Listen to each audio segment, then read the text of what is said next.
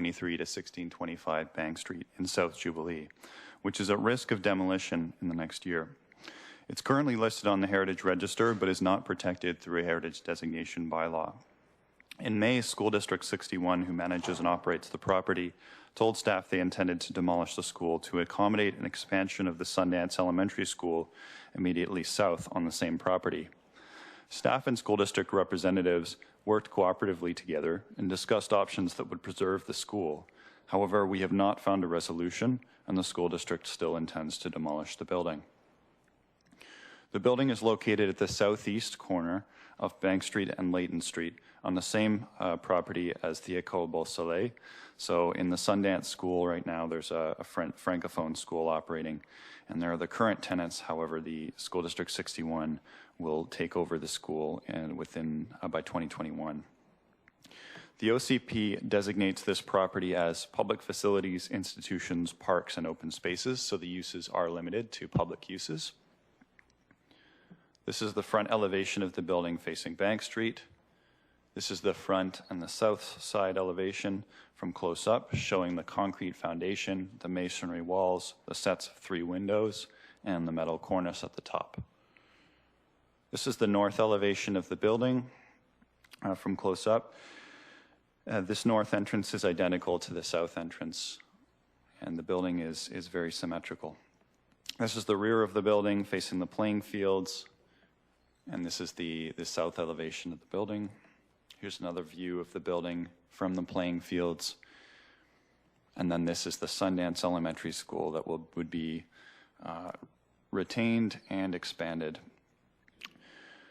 The plan is to build 6 to 7 classrooms in a series of modular buildings, which would extend north of the existing Sundance School and then overlap with the footprint of the Bank Street School. The school district has said they also intend to construct a neighborhood learning center and a child care center on the site. 170 students would occupy the expanded facilities. This is an image of a set of Gary oak trees that are behind the Sundance Elementary School to the east. The trees are protected under the tree protection bylaw, as well as being valued by the community. So the district has ruled out expanding into this area as an alternative scenario.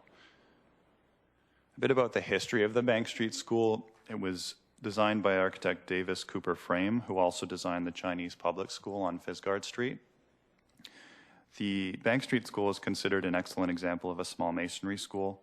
Since mid-1970s, it's been occupied by the Victoria College of Art, but they have now vacated the building. There's no tenant in the building currently. The building has some limited temporary protection under the city's Heritage Property Protection Bylaw, which authorizes staff to withhold approval for demolition until all approvals required for the redevelopment of the site are issued. However, if the school district applies for a playing field or a parking lot, the city staff would have to issue the demolition permit.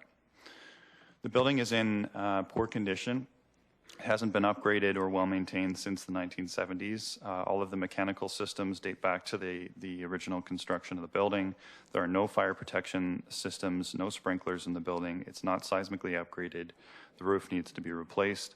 All of the exterior finishes, including windows, doors, etc., need replacement, upgrades. The consultant says, the building consultant says, would include insulation, exterior sheathing, windows and doors. Throughout, hazardous materials kind of permeate the interior of the building. All of the finishes contain asbestos or lead paint. So the school district has said they would be looking at a total gutting of the building as well as repartitioning of the interior, adding electrical and plumbing systems and replacing those. Now, costs for these upgrades run into the millions of dollars, according to the school. They've estimated that the difference in cost between constructing a new school and renovating the existing school is it's $3 million. They estimate it's $3 million more to rehabilitate the Bank Street School. Staff have noted in the report that the cost estimate they've prepared is a Class D estimate. So on the scale of cost estimates, that's the least precise. This is the highest level type of estimate. So costs may be lower than $3 million. However, this is what the school district, the assumptions the school district is operating on at the moment. So costs of upgrading are very high.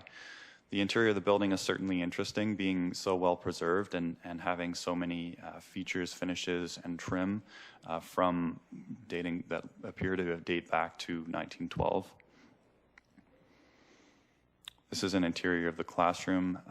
The roof leaks at the moment, so they have patched over portions of the ceiling to cover up the leaks.